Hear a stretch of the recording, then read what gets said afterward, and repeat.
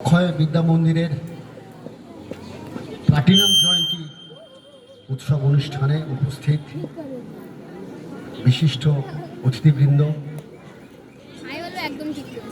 বিদ্যালয়ের পরিচালন সমিতির সদস্যবৃন্দ এবং প্রধান শিক্ষক অন্যান্য শিক্ষিকাবৃন্দ, স্থানীয় শিক্ষিকাবৃন্দ যারা বাইরে থেকে এসেছেন, দূর থেকে, অভিভাবিকা, প্রাক্তন এবং বর্তমান ছাত্রছাত্রী,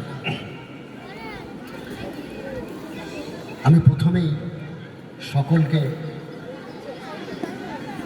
আমার কৃতজ্ঞতা জানাই।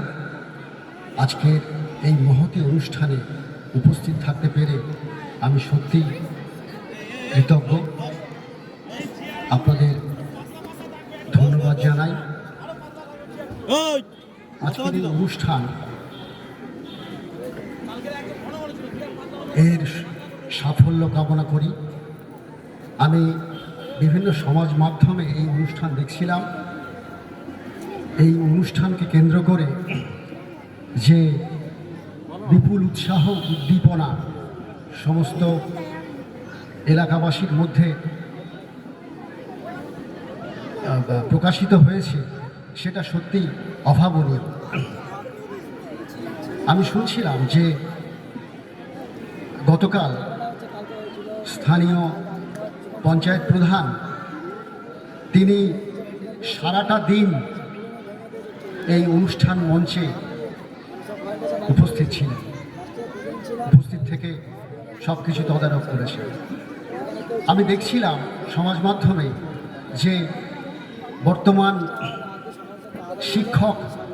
শিক্ষিকাবৃন্দের, ছাত্রছাত্রী সকলের কি অপরিসীম উদ্দীপনা, কি উৎসাহ, কি স্বতঃস্ফূর্ত অংশগ্রহণ।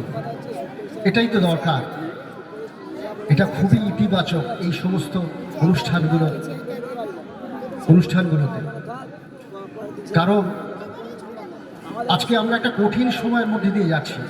আসলে মানব জীবনের যে এই যে একটা যাত্রা, এটা সবসময় একটা কঠিন পরিস্থিতির মধ্যে দিয়ে গেছে। মানব জীবন খুব সহজ সরল এটা কোনোদিনও ছিল না।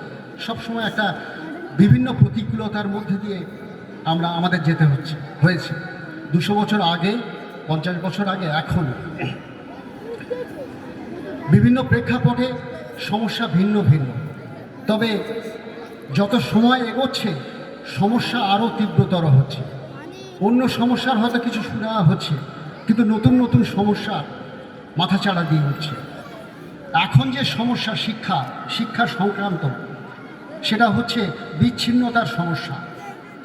আমি একটা সময় প্রশাসনে ছিলাম, তো সেই সময় আমাদের বিভিন্ন মিটিং সভা হতো সরকারি খুবই উচ্চ মহলে, এবং সেখানে আমাদের নানা রকমের প্রস্তাব পেশ করা হতো। তো তখন আমি একটা প্রস্তাব দিয়েছিলাম যে আমার মনে হয়েছিল যে আজকের শিক্ষা ব্যবস্থার যে মূল ত্রুটি বা একটা অন্ধকার দিক, সেটা হচ্ছে বিচ্ছিন্নতা। আপনাদের নিশ্চয়ই মনে থাকবে, যখন আমরা ছোট ছিলাম বা আপনাদের সময়ে যারা বয়স্ক আছেন, যে শিক্ষক শুধু ছাত্রের অভিভাবক ছিলেন তা কিন্তু নয়। শিক্ষকরা ছিলেন গ্রামের, অঞ্চলের সকলের অভিভাবক। শিক্ষকদের আমরা সবসময় কাছে পেতাম, গ্রামের মানুষেরা কাছে পেতাম, রাস্তায়, বাজারে, এবং তারা আমাদের সামনে থাকতেন। তাদের সামনে কিন্তু আমরা খুব একটা বেচাল কিছু করতে পারতাম না। সময়ের সঙ্গে সঙ্গে সেই পরিস্থিতিটা কিন্তু পরিবর্তন হয়ে গেছে।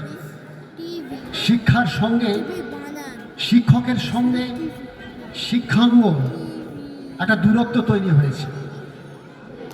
তো আমি এই বিশেষ পর্যবেক্ষণ থেকে আমি বলেছিলাম যে যে শিক্ষক নিয়োগ সেটা লোকালাইজড হোক, স্থানীয় জায়গা থেকে।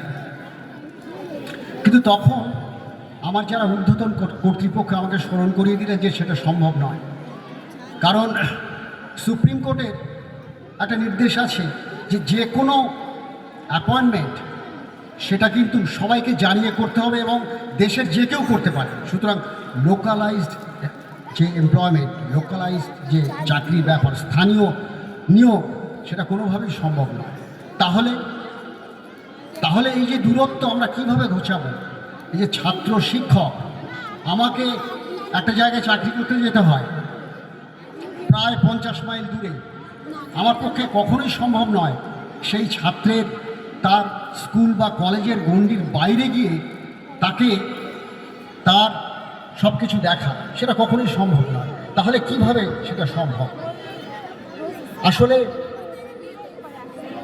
কঠিন এই ছাত্র শিক্ষকের যে যোগাযোগ, ছাত্র শিক্ষক অভিভাবক গ্রামের সমস্ত মানুষ, এই যে একটা নিবিড় যোগাযোগ, এটা খুবই প্রয়োজন। তো এই ধরনের অনুষ্ঠান কিন্তু সেই যোগাযোগ তৈরি হয়, এই ধরনের অনুষ্ঠান তার সার্থকতা কিন্তু সেখানে।